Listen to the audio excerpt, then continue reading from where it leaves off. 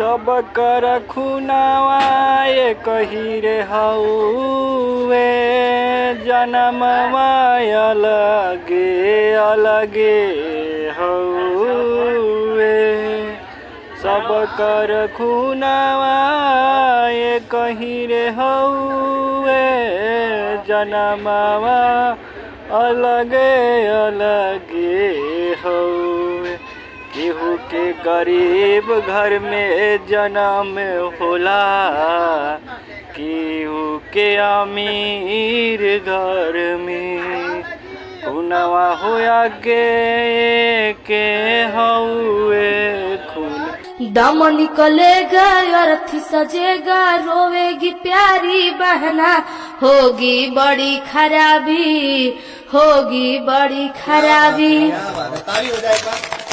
दिन प दिन बिगड़ल जाता रूपवा के दासा नासा छोड़ब की ना तोहरे फिक्रिए भैनी गलल बतासा नासा छोड़ब की ना।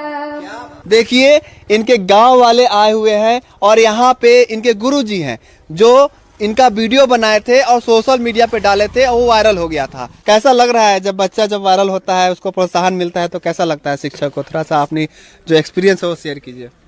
इतना अच्छा लगा कि हमको रात को तो नींद ही नहीं लगा। क्या बात कर रहे हैं? सच्ची आई सच्ची बात बता रहे हैं हम रात में एक्साइटमेंट के कारण। हाँ मोबाइल ही देखते रह गए कि हमारी बच्ची जो है पहली बार इतना वायरल वीडियो हुआ कि अपना खुशी व्यक्त नहीं कर सकते। लागल बा कलम के भारत माई पे लागल बा कलम के भारत माई पे ध्यान अब दे दसफाई पे। भगवान ने